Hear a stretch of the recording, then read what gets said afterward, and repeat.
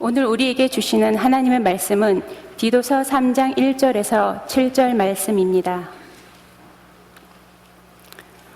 너는 그들로 하여금 통치자들과 권세 잡은 자들에게 복종하며 순종하며 모든 선한 일 행하기를 준비하게 하며 아무도 비방하지 말며 다투지 말며 관용하며 범사의 온유함을 모든 사람에게 나타낼 것을 기억하게 하라.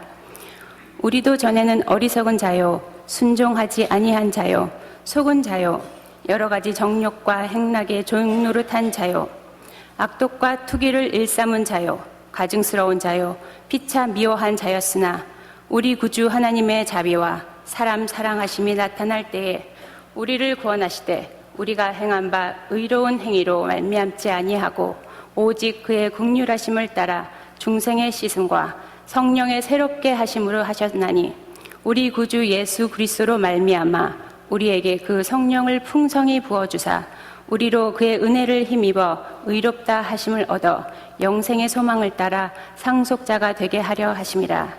이 말씀을 살아계신 하나님의 말씀입니다. 아멘. 오늘은 계속해서 거듭남, 성령의 거듭남, 새롭게 하심에 대해서 말씀을 나누도록 하겠습니다. born again, 거듭난다라고 하는 얘기는 교회에서 많이 쓰는 관용어처럼 이해가 될 때가 있습니다. 뭔가 새롭게 되어지는 것을 의미합니다. 그런데 그 거듭남에 대해서 조금 더 깊은 성경적인 이해를 갖게 되기를 원합니다. 오늘은 성령에 의해서 거듭난다는 것이 무슨 의미인가에 대한 말씀을 디도서를 가지고 나누도록 하겠습니다. 디도서 3장 1절 말씀에 보게 되면 이런 말씀이 쓰여져 있습니다. 너는 그들로 하여금 통치자들과 권세 잡은 자들에게 복종하며 순종하며 모든 선한 일을 행하기에 준비하게 하며 아무도 비방하지 말며 다투지 말며 관용하며 범사의 온유함을 모든 사람에게 나타낼 것을 기억하게 하라. 오늘 디도서 3장 1절 2절 말씀만 보게 되면 이 디도서는 마치 사람들을 양순한 시민으로 만드는 그러한 말씀이 아닌가 싶습니다. 그런데 놀랍게도 디도서가 쓰여지게 된 것은 양순한 시민들, 착한 사람들, 비방할 말이 있고 날카로운 비판력으로 세상을 바라봐야 되는 그러한 것조차도 못하게 하는 바보 같은 시민, 통치자와 권세자들에게 복종하고 순종하게 하는 종교의 역기능적인 사회 사람들로 하여금 불평을 하고 마음에 안 드는 것은 반항하게 하며 그러므로 사회를 바꿀 수 있는 그 역동성을 잃어버리게 하는 아편과 같은 종교의 역할, 이것을 선전하는 게 아닌가 싶은 생각을 갖게 합니다. 또 그런 오해를 받아왔습니다. 그러나 이 디도서는 디도라는 사람이 누구인가서부터 알게 되고 또 이것이 왜 쓰여졌는가를 알게 되면 그 의미가 상당히 달라지게 됩니다. 디도라고 하는 사람은 바울 선생님의 제자로서 교회를 개척해 하는 사람이었습니다. 젊은 사람으로 교회를 개척하게 될 때에 교회 개척자, 처치 플랜터로서 바울 선생님이 교회를 왜 해야 되는지 그 사람들에게, 디도와 그 제자들, 그가 맡은 교회들에게 주는 말씀입니다. 그러므로 교회라고 하는 것은 왜 필요한가, 그리고 교회는 어떠한 형태를 가져야 되는가, 이것을 나누는 말씀이 디도서다, 이렇게 볼 수가 있습니다.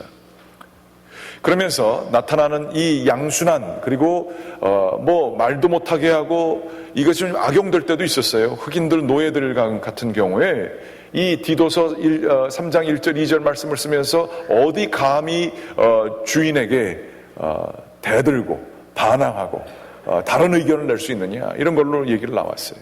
네가 하나님 믿는다고 하면 이렇게 해야 되지 않느냐, 이런 식으로 악용되기도 했습니다.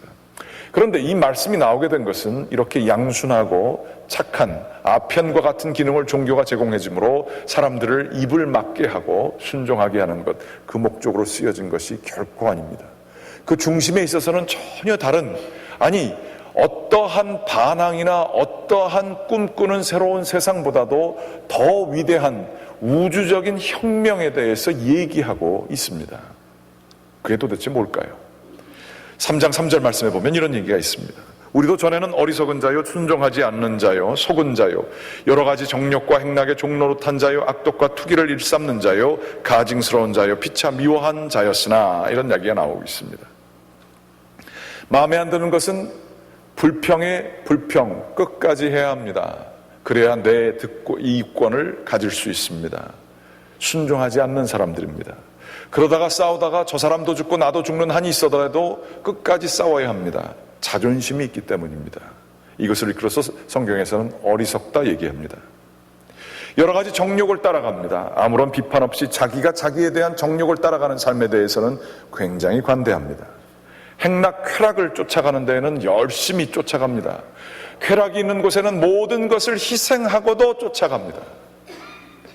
종노릇하는 겁니다. 쾌락이 있는 곳에는 그것은 빠짐없이 합니다. 그것이 부르기만 하면, 쾌락의 기회만 있으면 해야 할 일들을 다 뒤로 하고 그것에 종노릇합니다. 돈이 없어도 거기에 투자합니다. 그리고 그게 인생의 의미라고 생각합니다. 악독과 투기를 일삼습니다. 독한 얘기를 가지고 사람과 더불어서 한번 나에게 해를 가한 사람이 있으면 그 사람을 악독하게 끝까지 쫓아가 복수하는 게 정의라고 생각합니다. 투기를 합니다. 질투를 하고 가증스럽고 서로 피차 미워하는, 서로가 미워하는 삶 속에서 살았다. 교회 이전의 삶, 교회를 개척하기 이전의 삶이 바로 우리들도 그러한 자들이었고 당신들도 그러한 자들이었는데, 이제 우리가 여기로부터 변화하게 되는 삶을 살게 될 것이다. 왜 어떻게 그런 일들이 일어날 수 있겠는가? 3장 4절에 보면 이런 말씀이 쓰여져 있습니다. 우리 구주 하나님의 자비와 사람 사랑하심이 나타날 때에, 밭이 있으면 거기에 씨앗이 떨어집니다. 그러면 거기서부터 생명이 일어납니다. 전혀 그 밭에 그러한 영양분과 그러한 색깔을 낼 수 있는 정보와 놀라운 기적과 같은 열매를 맺을 수 있는 것들이 그 안에 있는 포텐셜이 있는지 밭의 흙을 보면서 아무도 상상하지 못했습니다.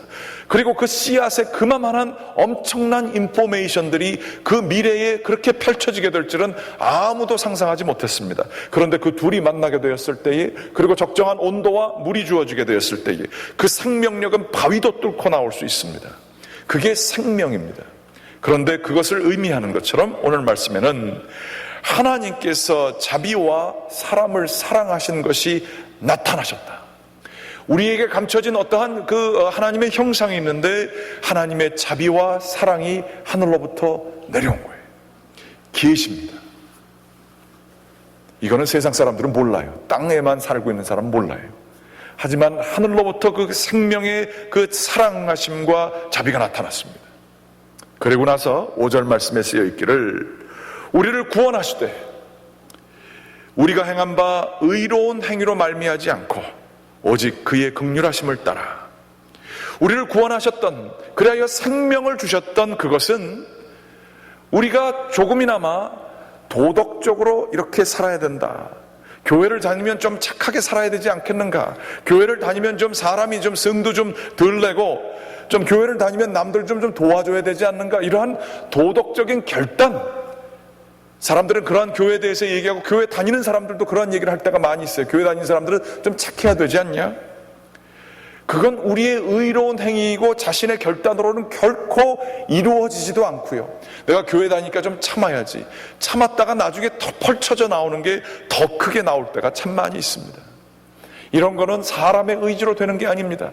도덕적으로 좀 잘 된다고 하여서, 도덕적으로 조금 깨끗하게 산다고 하여서 그것이 새 생명을 주는 것은 아니라는 얘기예요. 전혀 다른 차원에서의 생명이 있다는 것을 성경은 얘기해요.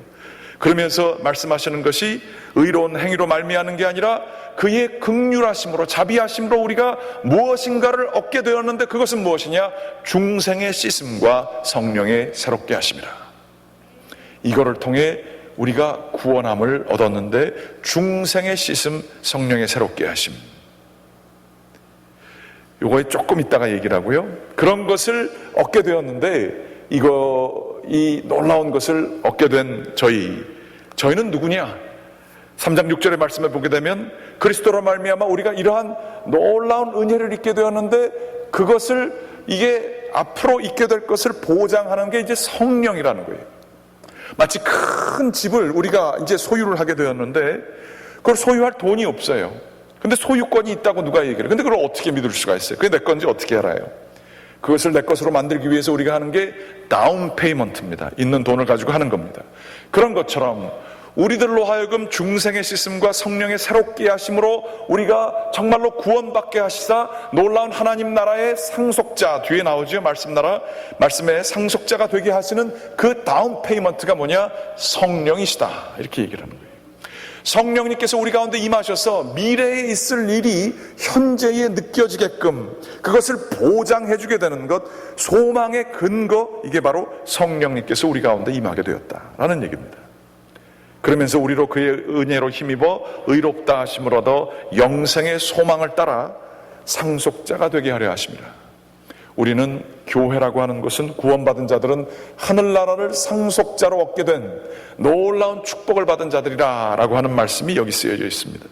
그런데 이것을 좀 더 깊게 알고 깊은 의미를 깨닫게 하기 위해서는 중생이라는 단어 혹은 새롭게 하심, 이 단어의 깊은 어원을 알아야 합니다. 이것은 기독교적인 세계관뿐만 아니라 당시의 그리스의 철학 가운데도 있었던 얘기입니다. 중생이라고 하는 것은 이제 중탕할 때 한다 것처럼 다시라는 것이고요. 생은 생명입니다. 거듭난다라는 얘기가 다시 생명을 얻다라는 얘기죠. 영어로는 regeneration입니다. 무언가가 새롭게 regenerate 됐다, 새로운 힘을 얻었다라는 얘기가 있습니다. 그런데 그 참된 의미는 그거보다 훨씬 더 다른 차원의, 그리스도의 철학이나 성경의 세계관은 다른 차원의 의미가 있다는 거예요.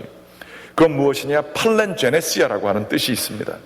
팔렌이라는 것이 새롭게, 이러한 얘기고요. 제네시아가 제네시스에서 나온 새로운 창조다라는 얘기입니다. 그 당시에 사람들은 무엇을 믿었는가? 세상이 이렇게 우리가 알고 있는 바 세상이 흘러갑니다. 그런데 그 세상이 어느 순간인가 힘을 잃어버리게 돼요. 그리고 거기에 불이 가하게 된다고 믿었습니다.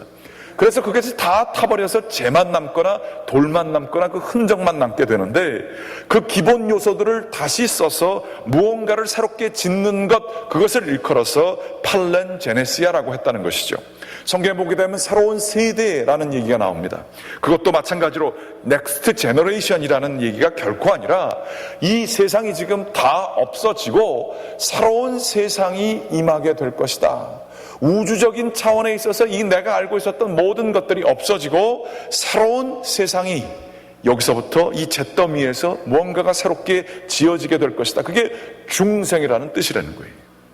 그러면서 우리 구원받은 사람들은 누구냐? 중생으로서 과거에 있었던 것들을 씻었다라고 하는 얘기는 물로 씻는 것이기도 하지만요, 불로써 정결하게 하는 것도 의미합니다. 불로써 오염됐던 것들, 틀렸던 것들을, 그리고 필요 없는 것들을 다 태워버리고 새롭게 새로운 세상을 얻게 되는 것, 그것이 바로 중생의 씻음이라는 것이고요. 그 단어의 다른 의미로 성령이 상징하는 것은 불 아닙니까? 불로써 우리가 새롭게 된다는 얘기, 성령으로 불로 새롭게 된다는 얘기가 여기 들어가 있는 거예요. 새로운 세상이 임한다라고 하는 그러한 얘기입니다. 이 이야기는 예수님의 말씀 속에서도 나타납니다. 마태복음 19장 28절 말씀에 보게 되면 이런 말씀이 쓰여져 있습니다. 예수께서 이르시되, 같이 한번 읽으실까요? 예수께서 이르시되 내가 진실로 너희에게 이르노니 세상이 새롭게 되어 인자가 자기 영광의 보좌에 앉을 때에 나를 따르는 너희도 12보좌에 앉아 이스라엘 12진파를 심판하리라. 예수님이 친히 말씀하시기를 세상이 새롭게 된다, 팔렌제네시아 같은 단어입니다. 세상이 완전히 불에 타버리고 새롭게 되는 때가 오는데, 그때가 언제냐? 세상에, 에베소서의 말씀에 따르면 정사와 권세가 있습니다. 세상을 다스리는 법이 있어요. 세상의 자본과 그 세상의 몰기지 레이스를 정하는 사람들 따로 있지 않습니까? 월드 리저브 은행 뱅크에서 그런 거를 정하고, 국제법이 따로 있고, 그 나라가 있으면 그 나라의 통치 권력과 통치 방식들이 따로 있습니다. 자본의 유통 방법이 따로 있습니다. 힘을 가진 자들이 어떻게 더 힘을 갖는가 하는 법들이 따로 있습니다. 투자의 법이 있습니다. 힘있고 똑똑한 사람들이 성공하게 되는 법을 사회에서 만들고 그렇게 그 사회를 만들었습니다.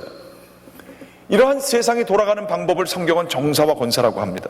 자본의 논리, 힘의 논리, 가진 자의 논리, 이러한 것들입니다. 이런 것들이 다 없어지고 불에 태워져 버리고 통치자가 새로 나오는데 인자가 영광의 보좌, 12제자와 함께 심판을 하게 되는 사랑과 자기 희생과 비움의 이 새로운 세상, 예수님의 원칙이, 그 통치가 다스리는 그 하나님의 나라가 가까이 오신다라고 하는 이야기인 것입니다. 예수님은 이 말씀을 첫 번째 설교에서 하셨죠. 회개하라, 하나님의 나라가 가까이 왔다. 우리가 알고 있는 세상은 이제 다 끝날 것이고, 회개하라, 돌아서라. 과거의 세상에 살고 있는 방법들을 다 불태워 버리고 예수 그리스도 하나님 나라의 방법으로 새로운 세상을 살아내라, 이렇게 말씀하셨어요. 그리고 그것은, 말씀은 좋은 소식으로서 하나의 씨앗과 같아서 어떤 사람은 그것을 돌짝에 버린 것처럼 전혀 그 씨앗이 열매를 맺지 못합니다. 어떤 사람은 길가에 버려진 것처럼 전혀 그것이 어떤 생명을 가지지 못해요. 그런데 옥토와 같은 그 마음을 받는 사람은 그게 믿어지는 거예요. 이 세상이 이게 다가 아니구나.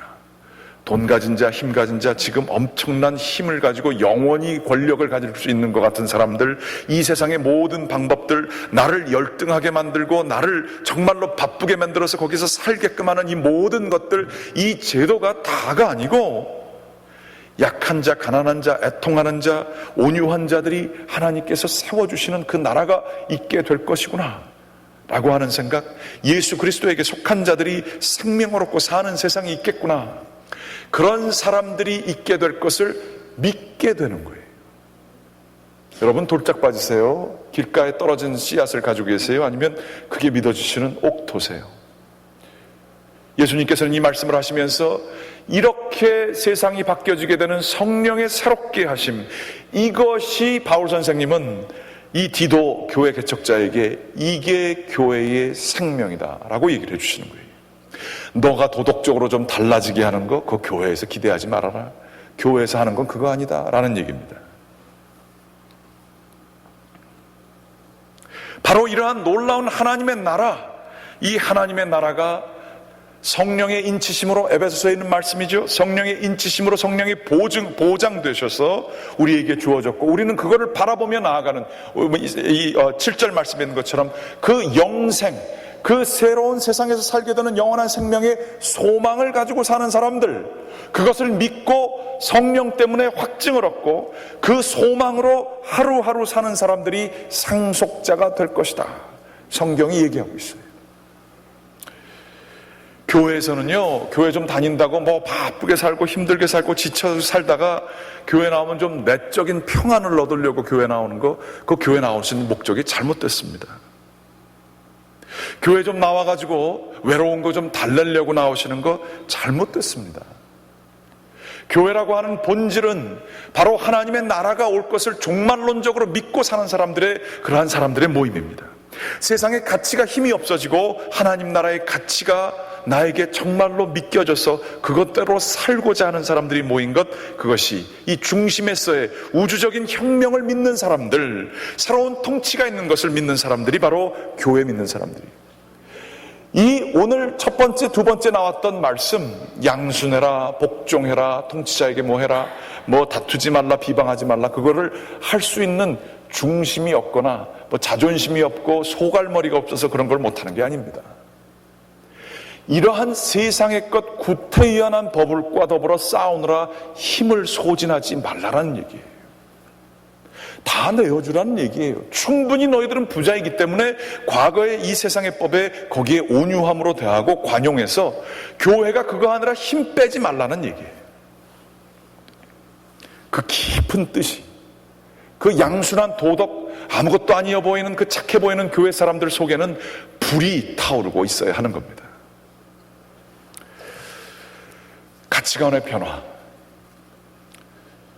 지난 금요일 날 제가 금요 예배 때 말씀을 나눴습니다. 반복하겠습니다. 그리고 이 메시지는 수요일 날 임홍선 선교사님이 얘기하신 건데 제가 그 말씀을 다시 찾아보면서 깊은 은혜를 받아서 나눕니다.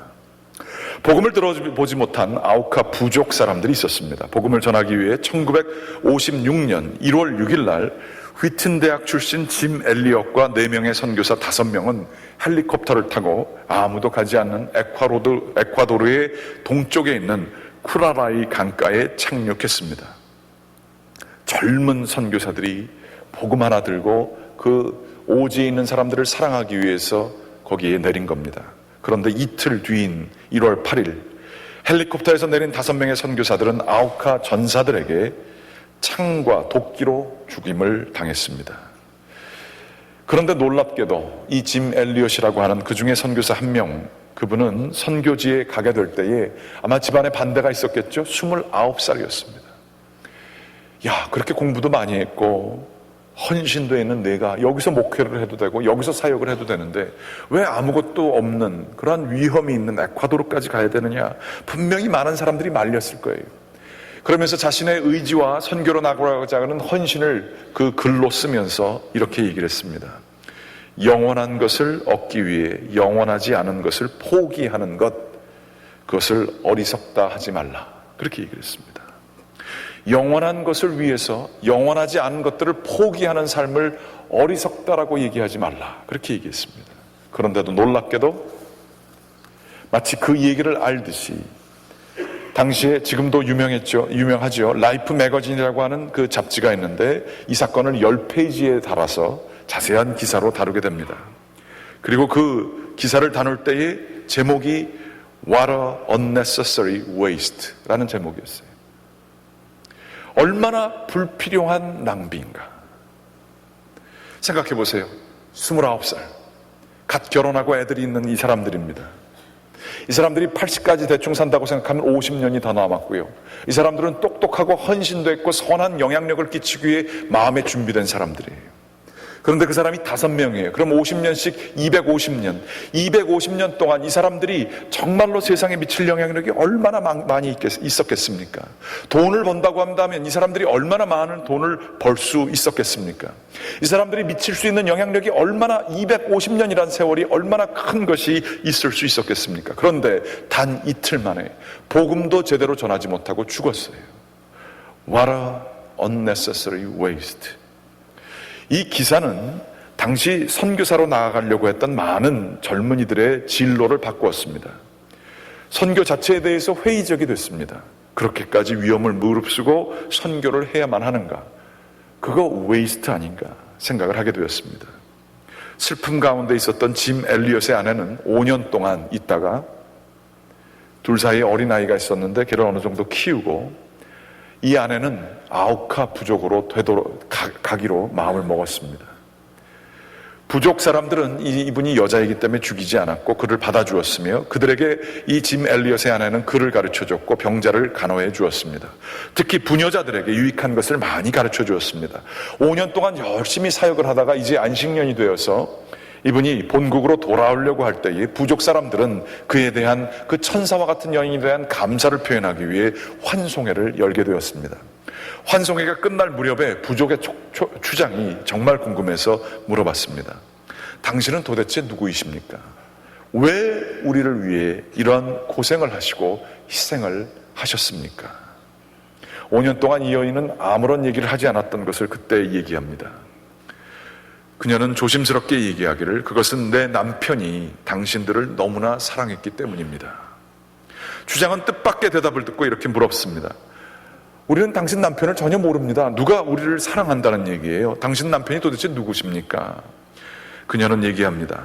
제 남편은 10년 전 쿠라라이 강가에서 아우카 전사들에게 도끼와 창으로 죽임을 당한 짐 엘리엇입니다. 그가 여기 왔던 것은 당신들을 사랑하기 위하여 섬기기 위하여 왔던 것입니다. 그러나 당신들에 의해서 이틀 만에 죽게 되었죠.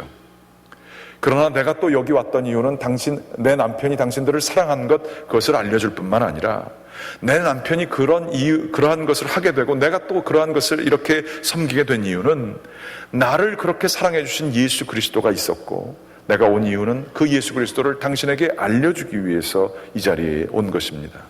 그리고 예수 그리스도가 누구신지에 대해서 설명을 했습니다. 눈물을 흘리며 조용히 대답하는 이 여인의 대답에 아우카 부족은 할 말을 잃어버렸습니다. 아니 어떻게 우리가 창과 도끼로 죽인 사람의 아내가 다시 찾아와서 우리를 그 남편 목까지 사랑을 해주고 그리고 그렇게 한 사람이 예수 그리스도? 그럼 우리는 그 사람을 믿겠다. 그래서 이 사람들은 부족이 한꺼번에 예수를 믿게 영접하게 되었다는 얘기죠. 놀라운 것은 그 남편을 죽인 그 그 아우카 부족의 전사, 그 중에 그 짐 엘리엇을 직접 죽인 사람이 그때 복음을 받아들고 회개를 하고 믿음이 변화되게 되어 그 사람이 나중에 목사가 되었고요. 그 목사님에게 짐 엘리엇, 그때 아주 어렸던 아이가 자라나서 그 자기를 죽인, 자기 아버지를 죽인 그 전사, 목사님이 된 분에게 세례를 받게 되었다는 얘기입니다. 이 이야기는 하나의 그런 얘기로 끝날 수가 있습니다. 그런데 한번 곰곰이 생각해 보십시오. 이러한 놀라운 사랑과 그 헌신을 통한 변화, 웨이스트처럼 자신의 생명들을 다 버려서 사람의 영혼을 구하는 얘기, 이런 얘기는 기독교 이외에는 결코 나올 수 없는 얘기입니다. 유교에서 이러한 얘기 나왔다는 것을 전 본 적이 없습니다. 이슬람에서는 적된 사람들의 목을 베는 얘기는 많이 들었습니다. 그러나 희생으로 사람을 살리는 얘기는 이슬람을 통해서 들어본 적이 없습니다. 불교에서도 자신을 희생했다는 얘기는 들어보았습니다. 그러나 그 희생이 우리의 상상을 뛰어넘어 사람을 살리는 이러한 놀라운 순교와 십자가의 도를 얘기하는 것은 들어보지 못했습니다. 이 십자가의 도는 사람들이 보기에는 그 로마서의 말씀에 쓰여져 있는 것처럼 어리석기 짝이 없는 것이며 unnecessary waste이며 이것처럼 미련한 일이 없으며 이것처럼 계산에 안 맞는 일이 없습니다. 그러면 이 사람들은 이 계산에 안 맞는 것을 희생을 왜 했을까요? 아우카 부족의 그 영혼들을 그리스도로 옮기는 게 왜 그렇게 중요했을까요? 도대체 이 사람들은 자기의 삶을 사랑할 줄 모른다는 얘기입니까? 이러한 얘기들은 손양원 목사님을 통해 자기의 아들을 죽인 그 살인자를 자신의 아들로 만드는, 한국에도 그러한 얘기들이 부지기수로 있습니다. 이러한 얘기가 나오는 것은 예수 그리스도 그분의 이야기가 있는 곳에 나오게 되어 있습니다. 왜냐하면 바로 예수 그리스도가 그러한 사랑을 저희에게 주셨기 때문입니다. 예수 그리스도는 하나님과 동일한 분이셨습니다. 모든 영광과 권세를 받기에 합당하신 삼위일체 하나님이셨습니다. 그런데 성경에 따르면, 성경이 사실이라고 한다면 그분께서는 자기를 비우셨고요. 이 사람들은 이틀을 거기에 머물렀지만 영혼을 가지고 계신 예수님은 33년이라는 시간이 이틀에 비하면 정말로 더 짧은 시간일 수 있겠죠. 그것을 통하여 예수님은 자신을 다 내어주시고 십자가에서 못 박혀 돌아가셨습니다. 그리고 성경은 기록하기를 그 사랑을 주신 것, 말도 안 되는 희생을 하고 unnecessary waste를 하게 된 것은 바로 여러분을, 바로 나 자신을, 우리 자신을 사랑하시는 그분의 사랑 때문이었음을 성경은 증거하고 있습니다. 그래서 우리 자신은요, 우리는 우주적인 그 하나님의 스케일로 보면 티끌봐도 못한 사람들이에요. 아무것도 아니에요.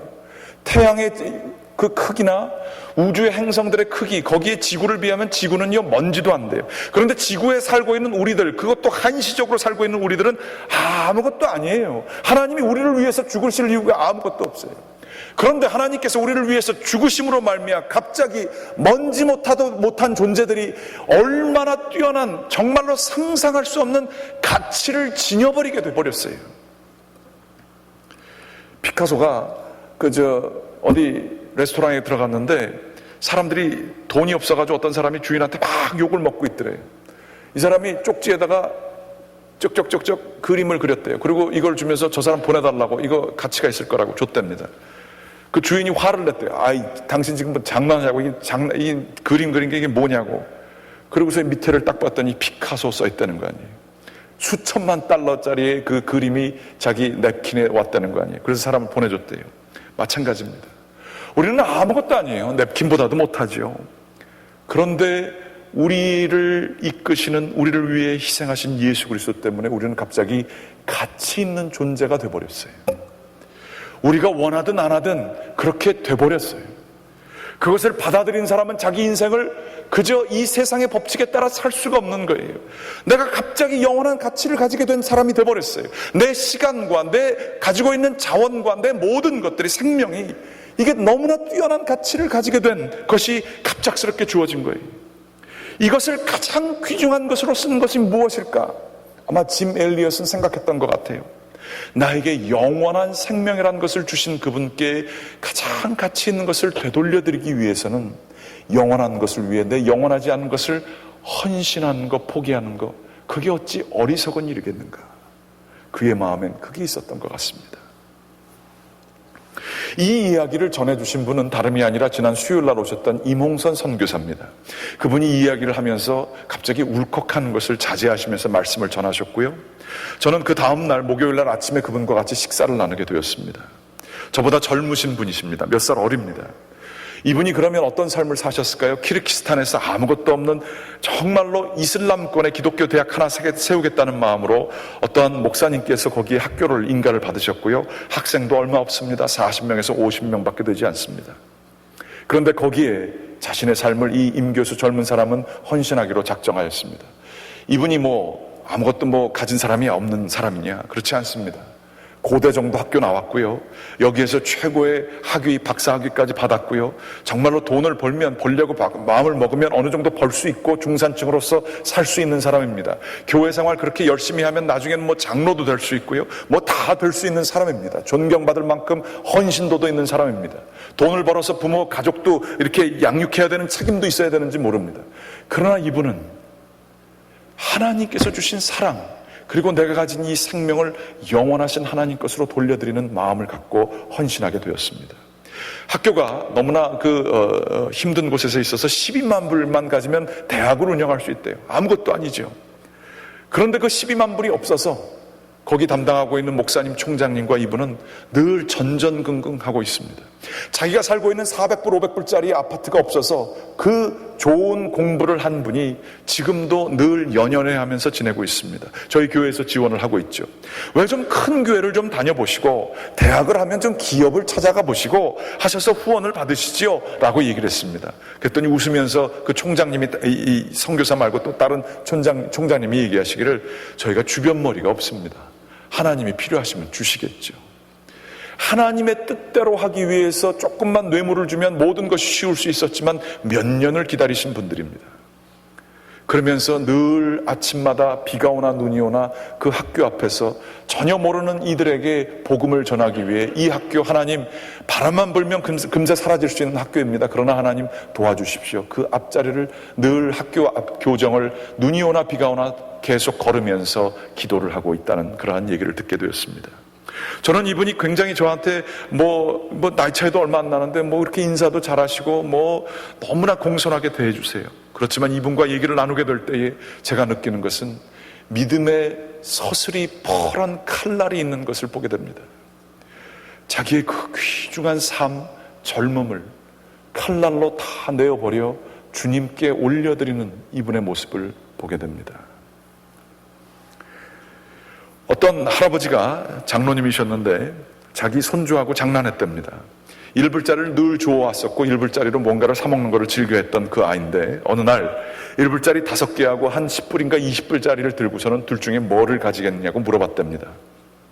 아이가 얘기하기를 이렇게 보더니 금세 1불짜리 5개를 가졌다는 거예요. 이거 똑같은 일자짜리가 옛날엔 하나씩만 받았는데 5개 받으면 가장 가치 있다고 여긴 것이지요. 그러나 그 어린아이는 10이나 20이라는 숫자의 의미를 전혀 깨닫지 못했습니다. 그래서 5불짜리를 확 가지고 갔어요. 그러면서 그 장로님이 얘기하는 게 우리들이 그렇지 않겠습니까? 그렇게 얘기를 했습니다. 질문합니다. 여러분들은 무엇이 가장 가치 있으십니까? 열심히 일해서 빨리 은퇴해서 편안하게 사시는 그 편안함이 가장 가치 있는 여러분의 인생을 다 걸만한 거 맞습니까? 거기에 진정한 가치 있습니까? 혹시 그거 1불짜리 5개 아닙니까? 혹은 우리들이 재산을 좀 늘리려고 하지요. 학교를 애들 보고 열심히 가라고 하는 얘기는 너 학위도 받고 좋은 학교를 가야 너의 가치가 높아진다는 거예요. 1시간 일해서 너가 벌 수 있는 돈이 10불도 될 수 있고 50불도 될 수 있지만 좋은 학교를 다니게 되면 더 많은 가치를 갖게 되므로 또한 사람들이 인정하지는 그러한 일들을 하게 될 때에 너의 가치는 높아지므로 너의 삶은 의미가 있게 되는 거야 라고 얘기하며 세상의 정사와 권세의 가치를 우리는 우리 자녀들에게 우리도 모르는 사이에 끊임없이 주입하고 있습니다. 교회는 다니지요. 그렇지만 교회에 드리는 시간은 남는 거 드립니다. 11조 흉내는 냅니다. 그러나 다 드리기는 어렵습니다. 계산 맞는 거 확실한가요? 1불짜리 5개 가지고 20불짜리 포기하는 건 아닌가요? 영원하신 가치가 뭔가 좀 다른 게 있는 거 아닌가요? 이 삶을 가장 가치 있게 쓰는 것은 무엇인가요? 영원한 것, 만약에 성경이 조금이라도 사실이라고 한다면 하나님 나라가 있고 하나님 나라를 위해서 내가 희생하고 내놓고 거기에 시간을 쓰는 것, 그거 혹시 가장 20불짜리 가치 있는 것 아니겠습니까? 그것이 아니라고 하는 증거 확실히 있으십니까? 성경은 계시로서 수많은 사람들의 삶을 바꿔왔고 이것 때문에 사람들의 생명을 가지게 되었고 우리도 누군가 우리를 위하여 기도하였고 희생했기 때문에 이 자리에 있지 않습니까?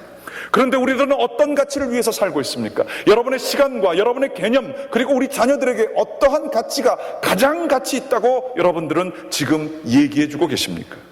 우리가 5만 불 벌던 것을 7만 불 벌기 위해서 7만 불 벌던 것들을 10만 불 벌기 위해서 더 일을 많이 하게 되는 그 시간들, 그 노력들, 그래서 피곤한 이 모든 것들, 거기에 진정으로 우리의 인생을 다 쓸만한 가치 있는 거 확실히 맞습니까?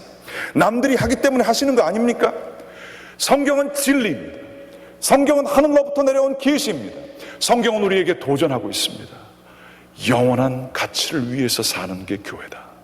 중생의 씻은 불로 우리들을 세상의 가치를 없애버리고 가장 중요한 가치를 발견하게 하는 성령의 새롭게 하심, 거기에 생명이 있음을 전하고 있습니다. 제가 이몽산 선교사님을 보내드리면서 제 마음속에 그러한 도전이 있었습니다. 야, 부목사, 너는 목회 너무 쉽게 하고 있다. 제 딴에는 바쁘게 사는 것 같고 제 딴에는 섬기는 것 같고 제 딴에는 참는 것 같다고 생각을 하고 있었는데요, 너는 희생이 없다. 너는 unnecessary waste가 뭔지도 모르는 사람이다 라고 하는 하나님의 목소리가 들려왔습니다. 부족한 목사가 여러분과 함께 같이 하고자 합니다.